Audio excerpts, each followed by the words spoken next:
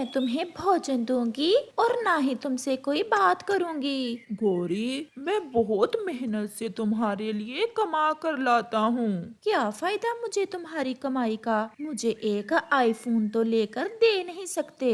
मेरी सभी सहेलियों के पास आईफोन है। मुझे शर्म आती है उनके सामने जाते हुए। अभी पिछले महीने तो मैंने तुम्हें सोने की बालियां और गहने लेकर दिए हैं। अब मैं पैसे जमा करके तुम्हें आईफोन भी ले दूंगा। ये बात तो मैं पूरे 1 साल से सुन रही हूँ। ऐसा कहते हुए गोरी कव्वी नदी पर पानी पीने चली जाती है। अरे गोरी, ये सोने की बालियां कब ली? पिछले महीने लेकर दी थी मेरे पति ने। और तुम जो बता रही थी कि तुम्हारा पति तुम्हें आईफोन भी लेकर देगा, उसका क्या बना? बुलबुल, क्या बताऊं, बहुत गरीब है मेरा पति। एक आईफोन भी मुझे नहीं लेकर दे सकता। हर महीने यही कहता है कि पैसे बचे ही नहीं। मेरा पति तो कल ही मेरे लिए नया आईफोन लेकर आया है, और वो भी विदेश से। ऐसा कहते हुए बुलबुल वहाँ से चली जाती है। काश मेरी शादी भी किसी ऐसे कव्वे से हुई होती जो विदेश में काम करता होता। गोरी कव्वी ऐसा सोचती है। गोरी कव्वी अपने घर जा रही थी कि पहाड़ों पर उसे एक कौवा दिखता है। सुनो सुनो, कवि कहाँ जा रही हो? मेरी बात तो सुनो। क्या बात है कव्वे? आपने मुझे क्यों रोका है? तुम्हारे पति का नाम कालू ही है ना? हाँ, मेरे पति का नाम गरीब कालू ही है। क्या गरीब है तुम्हारा पति? मुझे एक आईफोन तो लेकर दे नहीं सकता, तो गरीब ही हुआ ना। आईफोन? ये कौन सा बड़ी चीज है? मेरे पास घर में 3 आईफोन हैं। तुम मेरे दोस्त कालू की पत्नी हो।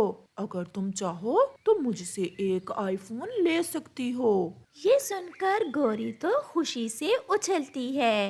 क्या क्या तुम मुझे आईफोन दोगे? हाँ, एक क्या, अगर तुम चाहो तो मैं तुम्हें 2 आईफोन भी दे सकता हूँ। अभी चलो मेरे घर। गोरी कव्वी कुछ सोचे बिना उस कव्वे के साथ चल देती है। शाम हो जाती है। जब शाम के तक गोरी कव्वी घर नहीं लौटती तो उसका पति कालू कौवा बहुत परेशान हो जाता है और वो चिड़िया की तरफ जाता है। चिड़िया बहन, आज फिर गौरी मुझसे आईफोन को लेकर लड़कर घर से गई थी और अभी तक नहीं लौटी। न जाने कहाँ चली गई। अब तो रात हो गई है कालू, इतनी देर तक गोरी कहाँ रह सकती है? चलो हम उसे जंगल में ढूंढते हैं। वो अजनबी कौवा गोरी को वीराने में ले जाता है और उसे रस्सियों से एक पेड़ के साथ बांध देता है। छोड़ो छोड़ो मुझे, तुमने मुझे यहाँ क्यों बांध दिया है? अभी बताता हूँ। ऐसा कहते हुए वो कौवा गोरी कव्वी के सोने के झुमके उतार लेता है। क्योंकि मुझे तुम्हारे ये झुमके चुराना थे। इतने महंगे सोने के झुमके पहनकर फिर रही हो और ऊपर से कहती हो कि तुम्हारा पति गरीब है। प्लीज मुझे मेरे झुमके वापस कर दो। तुमने मेरे साथ धोखा किया है। तुम तो कह रहे थे कि तुम कालू के दोस्त हो और तुम मुझे आईफोन दोगे। शक्ल देखी है अपनी आईफोन लेने वाली। अब यहाँ तुम्हें जंगली जानवर खाएंगे और मैं जाता हूँ तुम्हारे ये सोने के झुमके लेकर। ऐसा कहते हुए कौवा गोरी के सोने के झुमके लेकर वहाँ से चला जाता है। बचाओ, कोई मुझे बचाओ, वो बुरा कौवा मुझे यहाँ बांध गया है। गोरी ऐसे रोती है और मदद की गुहार लगाती है। चिड़िया और कौवा गोरी कव्वी को पूरे जंगल में इधर उधर देखते हैं और फिर बुलबुल से पूछने उसके घर जाते हैं। शाम को गोरी मुझे नदी पर मिली थी और फिर मैंने देखा कि वो किसी अजनबी कौवे के साथ पहाड़ों की तरफ जा रही थी। किसी अजनबी कौवे के साथ? वो कौन हो सकता है? जल्दी चलो कालू भैया, हमें पहाड़ों पर जाना होगा। फिर चिड़िया और कौवा पहाड़ों की दिशा में जाते हैं और देखते हैं कि वहाँ गोरी कव्वी एक पेड़ के साथ रस्सियों से बंधी हुई है। गोरी, हमने तुम्हें पूरे जंगल में ढूंढा और तुम्हें यहाँ कौन बांध कर चला गया। फिर कालू गोरी को खोलता है। पति जी, मुझे माफ कर दो। मैं उस अजनबी कौवे से आईफोन लेने के लालच में यहाँ आई। उसने मुझसे झूठ बोला कि वो मुझे आईफोन देगा और फिर मुझे यहाँ बांधकर मेरे झुमके लेकर भाग गया। चलो अब घर चलें। मैं हूँ ना, मैं आपको नए झुमके ले दूंगा। गोरी बहुत शर्मिंदा थी क्योंकि उसका पति उससे जरा भी गुस्से ना था। मुझे माफ कर दो पति जी, आज के बाद मैं आपको तंग नहीं करूंगी। मुझे आज पता चल गया है कि आप मुझसे कितना प्यार करते हो। फिर वो सब खुशी खुशी वापस चले जाते हैं। गोरी और कालू खुशियों भरे जीवन की शुरुआत करते हैं। इस कहानी से हमें सीख मिलती है कि लालच बुरी बला है। मम्मा, कल मैं नदी पर बैठा हुआ था कि वहाँ जग्गू आ गया। मम्मा, उसने मेरा भोजन भी छीन लिया और मुझे मारा भी। किकी बेटा, आपने क्या चूड़ियाँ पहन रखी थी? चूंच मारकर सर फोड़ देते उस कौवे के बच्चे का। अगर फिर से ऐसा करे तो पत्थर उठाकर सर में मारना उस जग्गू के। अपने बाप की तरह शैतान है वो भी। पापा, किकी हर रोज नदी पर मुझसे लड़ाई करता है। कल भी उसने मुझसे लड़ाई की थी। ये बड़ी लाठी साथ लेकर जाना और जैसे ही वो कबूतर का बच्चा तुम्हारे पास आए, एक सर में लगाना। उस गंदी आंखों वाले कबूतर के बच्चे की इतनी हिम्मत कि मेरे जग्गू से लड़ाई करे।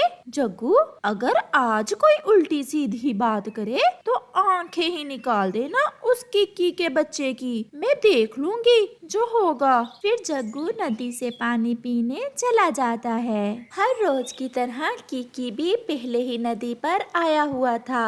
इस पेड़ से लेकर उस पेड़ तक की नदी मेरी है। मैंने तुम्हें कल भी बताया था। फिर तुमने यहाँ से पानी क्यों पिया?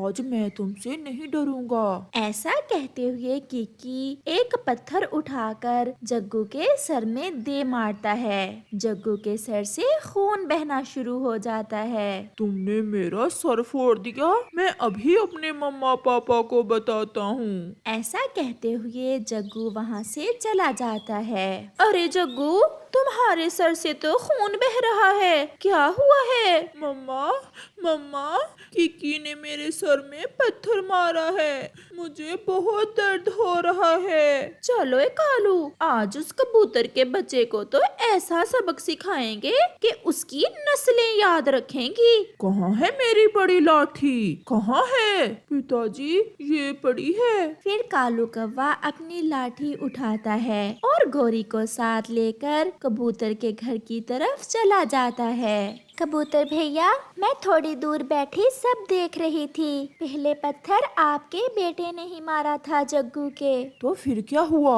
मेरे बेटे ने अगर पत्थर मार भी दिया तो वो भी तो हर रोज मेरे किकी को तंग करता है। अपने बच्चों को लड़ाई से रोकते हैं। अगर आप ऐसी बातें करेंगे तो बात बढ़ जाएगी। बात तो बढ़ चुकी है। ऐसा कहते हुए गोरी और कालू कबूतर पर हमला कर देते हैं और उसे बुरी तरह मारना शुरू कर देते हैं। वो कबूतर को लाठियों से मारते हैं। चिड़िया बड़ी मुश्किल से उन्हें रोकती है। अब तैयार रहना, मैं तुम दोनों को देख लूंगा। देख लेना, अगर चिड़िया न आती तो हम तुम्हें जान से ही मार देते। आए बड़े कबूतर कहेंगे। कौवा और कौवी वहाँ से चले जाते हैं। चलो कबूतर भैया, मैं आपको आपके घर छोड़ देती हूँ। मैं चला जाऊंगा।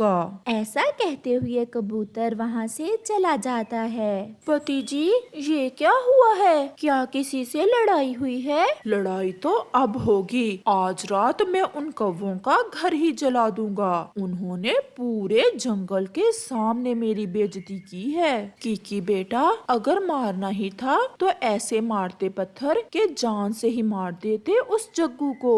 मम्मा, मैंने तो पूरे जोर से पत्थर मारा था परंतु वो बच गया। किया। कौवे और कबूतर दोनों ही अपने अपने बच्चों को गलत दिशा में लेकर जा रहे थे। वो अपने बच्चों को समझाने की बजाय लड़ाई करने का सबक दे रहे थे और बात धीरे धीरे बढ़ गई थी। रात हो जाती है। कबूतर आग लेकर कौवे के घर की तरफ जाता है और कुछ सोचे बिना कौवे के घर को आग लगा देता है। कौवा और कौवी तो घर में ना थे, वो अभी घर आए ही ना थे, परंतु उनका बेटा जग्गू आग में जलकर मर जाता है। मेरा जग्गू, मेरे जग्गू को मार दिया उन जालिमों ने। मैं किसी को नहीं छोड़ूंगी, मैं सबको मार दूंगी। गोरी अपने दोनों भाइयों को बुला लेती है और कबूतर के घर पर हमला कर देती है। लूसी तो अपने बेटे किकी को साथ लेकर भाग जाती है, परंतु कबूतर पकड़ा जाता है और वो सब कौवे कबूतर को मार देते हैं। दोनों घर उजड़ चुके थे। कालू और गोरी का बेटा अब वापस नहीं आ सकता था और लूसी का पति कबूतर भी मर चुका था।